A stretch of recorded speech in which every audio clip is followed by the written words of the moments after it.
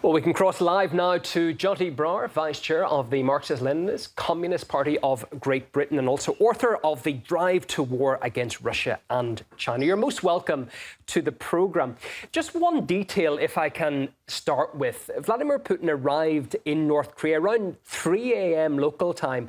But despite the early hours, Kim Jong-un was there himself welcoming the president. What does that perhaps tell us about the level of relations, how that's expanded to now, to where it's at now between the neighbouring countries?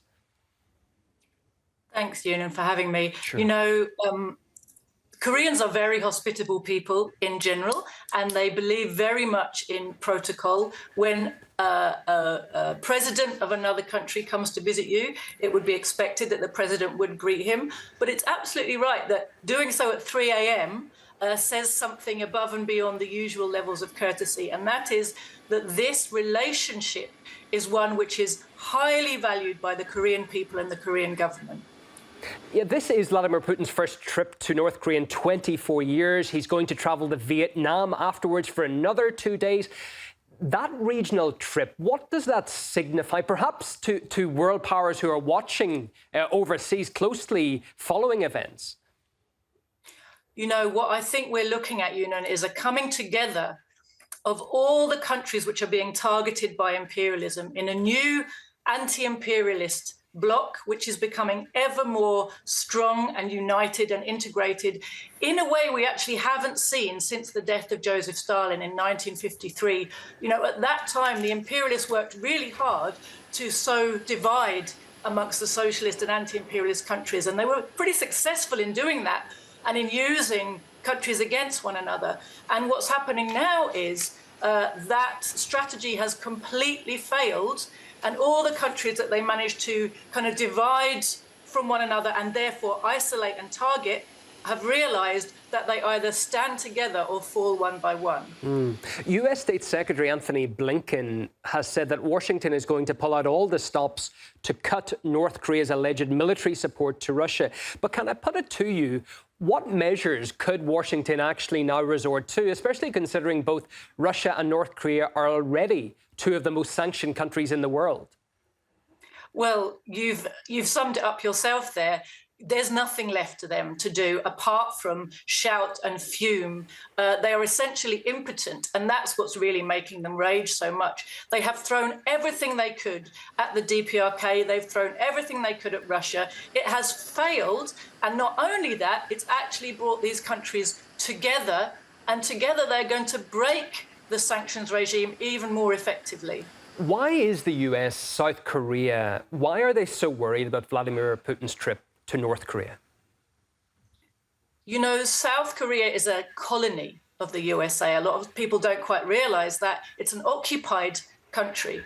And it's occupied for the reason that, number one, the US imperialists didn't want Korean socialism to succeed. And for Korea to be a whole and socialist country, they'd have felt that to be a massive threat in that region of the world. But also, South Korea is very strategically positioned between Russia and China as a base from which to monitor, to wage aggression against three what the USA sees as big enemies. That's North Korea because it's socialist, Russia and China because they're the strategic enemies that they want to defeat, destroy, dismember and loot. It's only 48 hours, but it could be very significant going forward, particularly for the economy of North Korea, because Russia strongly opposes Western sanctions on North Korea. And I would imagine actions are going to be discussed that will be taken to work around such trade restrictions. So how can, in your view, Russian-North Korean trade relations, how can they have an impact on the region's economic situation?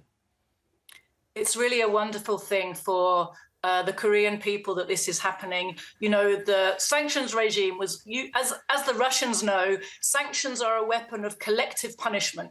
They're aimed at strangling the economic development of a country and making the people so miserable that they come out and overthrow their government, and the USA can come in and put in a compliant proxy regime of its choice, right?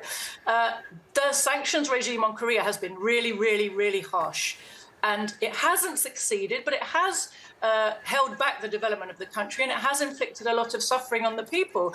And it will be wonderful for the Korean people to have that regime properly busted open. And I think that the deal with Russia is really opening the door for that.